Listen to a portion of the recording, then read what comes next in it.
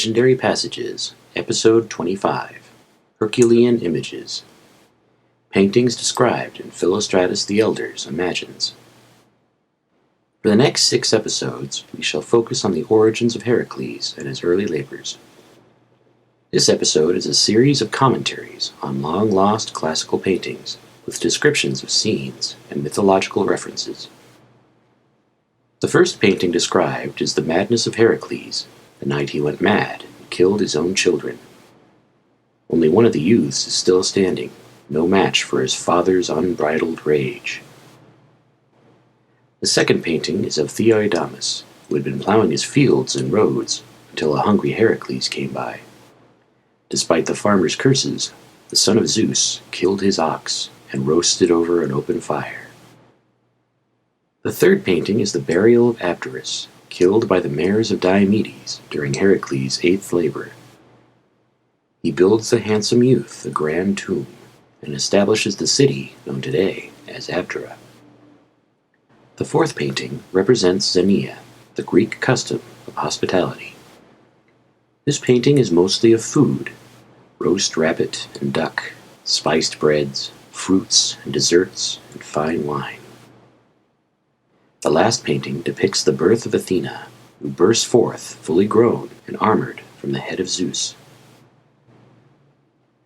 Herculean Images, a legendary passage, from Imagines by Philostratus the Elder, translated by Arthur Fairbanks. The Madness of Heracles. Fight, brave youths, Heracles in advance. But heaven grant that he spare the remaining boy, since 2 already lie dead, and his hand is aiming the arrow with the true aim of a Heracles. Great is your task, no whit less great than the contests in which he himself engaged before his madness. But fear not at all, he is gone from you, for his eyes are directed toward Argos, and he thinks he is slaying the children of Eurystheus. Indeed, I heard him in the play of Euripides. He was driving a chariot and applying a goad to his steeds, and threatening to destroy utterly the house of Eurystheus. For madness is a deceptive thing, and prone to draw one away from what is present to what is not present. Enough for these youths. But as for you, it is high time for you to occupy yourself with a painting. The chamber which was the subject of his attack still holds Megara and the child. Sacrificial baskets and lustral basins and barley grains and firewood and missing bowl. The utensils of Zeus Heracles have all been kicked aside, and the bull is standing there. But there have been thrown on the altar as victims infants of noble birth, together with their father's lion skin. One has been hit in the neck, and the arrow has gone through the delicate throat. The second lies stretched out, full upon his breast, and the barbs of the arrow have torn through the middle of the spine, the missile having evidently been shot into his side.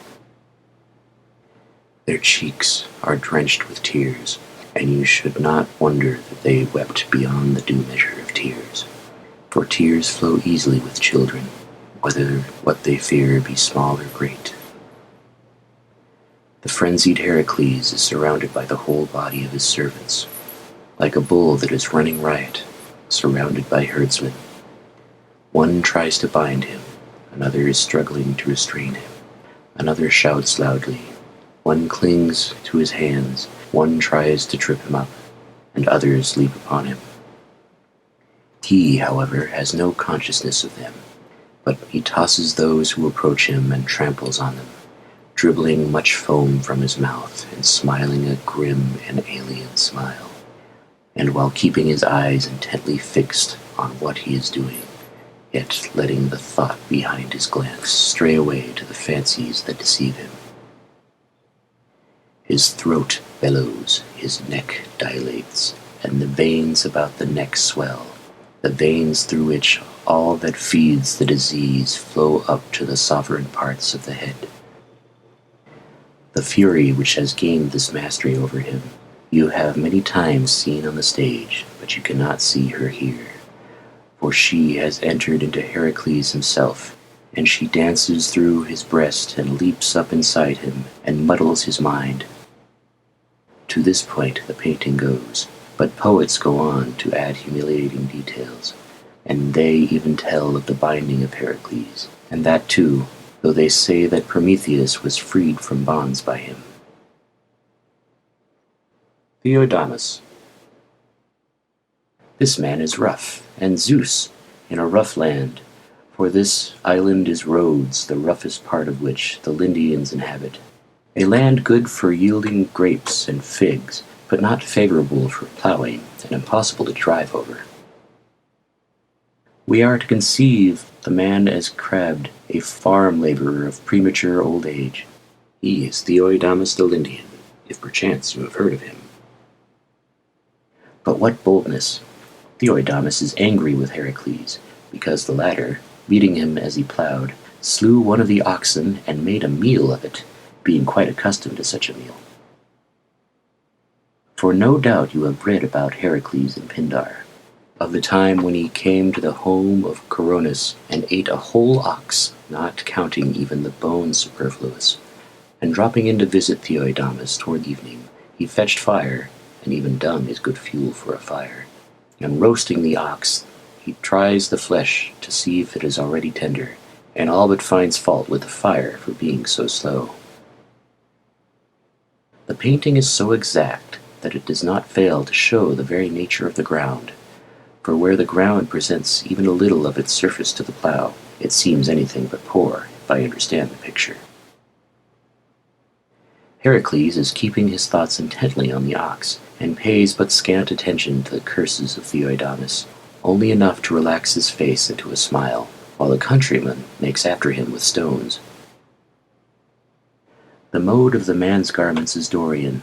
His hair is squalid, and there is grime on his forehead, while his thighs and his arm are such as the most beloved land grants to its athletes.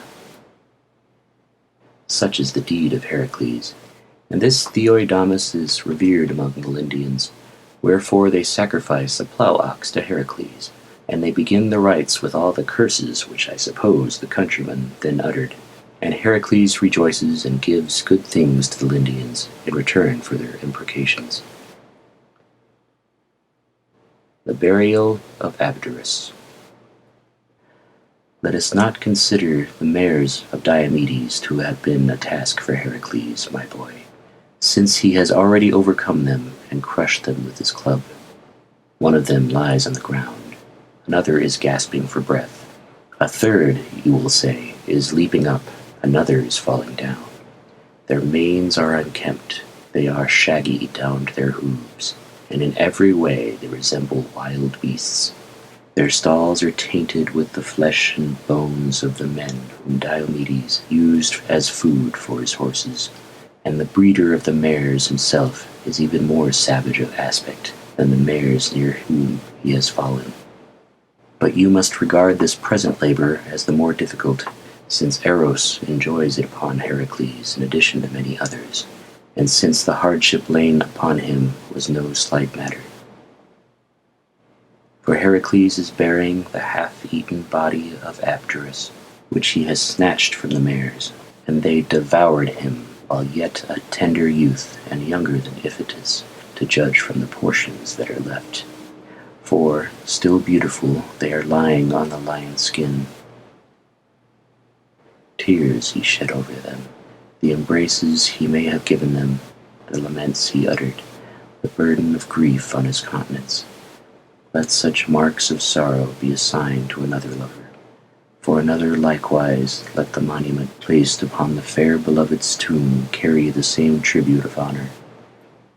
But, not content with the honors paid by most lovers, Heracles erects for Abderus a city which we call by his name, and games also will be instituted for him, and in his honor contests will be celebrated, boxing and the pancration and wrestling and all the other contests, except horse racing. Xenia. This hare in his cage is the prey of the net, and he sits on his haunches, moving his forelegs a little, and slowly lifting his ears, but he also keeps looking with all his eyes, and tries to see behind him as well. So suspicious is he, and always cowering with fear. The second hare that hangs on the withered oak tree, his belly laid wide open, and his skin stripped off over the hind feet, bears witness to the swiftness of the dog, which sits beneath the tree, resting and showing that he alone has caught the prey. As for the ducks near the hare, count them then, and the geese with the same number as the ducks. It is not necessary to test them by pinching them, for their breasts, where the fat gathers in abundance on water birds, has been plucked all over. If you care for the raised bread of 8-piece loaves, they are here, nearby in the deep basket. And if you want any relish, you have the loaves themselves, for they have been seasoned with fennel and parsley, and also with poppy seed, the spice that brings sleep. But if you desire a second course, put that off till you have cooks, and partake of the food that needs no fire. Why then do you not take the ripe fruit, of which there is a pile here in the other basket? Do you not know that in a little while you will no longer find it so fresh, but already the dew will be gone from it? And do not overlook the dessert, if you care at all for medlar fruit and Zeus acorns, which is the smoothest of trees, bears in a prickly husk that is horrid to peel off. Anyway, even with the honey, since we have here this philothi, or whatever you like to call it, so sweet a dainty it is, and it is wrapped in its own leaves, which lend beauty to the philothi. I think the painting offers these gifts of hospitality to the master of the farm, and he is taking a bath, having perhaps the look in his eyes of Pramnian or Thessian wines, although he might, if he would, drink the sweet new wine at the table here, and then on his return to the city might smell of pressed grapes and of leisure, and might belch in the faces of city dwellers. The birth of Athena. These wonder-struck beings are gods and goddesses, for the decree has gone forth that not even the nymphs may leave the heavens, but that they, as well as the rivers from which they are sprung, must be at hand. And they shudder at the sight of Athena, who at this moment has just burst forth, fully armed, from the head of Zeus, through the devices of Hephaestus, as the axe tells us. As for the material of her panoply, no one could guess it, for as many as are the colors of the rainbow, which changes its light now to one hue and now another, so many are the colors of her armor. Hephaestus seems at a loss to know by what gift he may gain the favor of the goddess, for his lure is spent in advance, because her armor was born with her. Zeus breathes deeply with delight, like men who have undergone a great contest for a great prize, and he looks searchingly for his daughter, feeling pride in his offspring. Nor yet is there even on Hera's face any trace of indignation. Nay, she rejoices, as though Athena were her daughter also. Two peoples are already sacrificing to Athena on the acropolis of two cities, the Athenians and the Rhodians, one on the land and one on the sea, sea-born and earth-born men. The former offers fireless sacrifices that are incomplete, but the people of Athens offer fire, as you see yonder, and the savor of burnt flesh. The smoke is represented as fragrant and as rising with the savor of the offerings. Accordingly, the goddess has come to the Athenians as to men of superior wisdom who make excellent sacrifices. For the Rhodians, however, we are told, gold flowed down from heaven and filled their houses and their narrow streets, when Zeus caused a cloud to break over them, because they also give heed to Athena. The divinity Plutus also stands on their acropolis, and he is represented as a winged being who has descended from the clouds, and is golden because of the substance in which he has been made manifest. Moreover, he is painted as having his sight, for of set purpose he has come to them.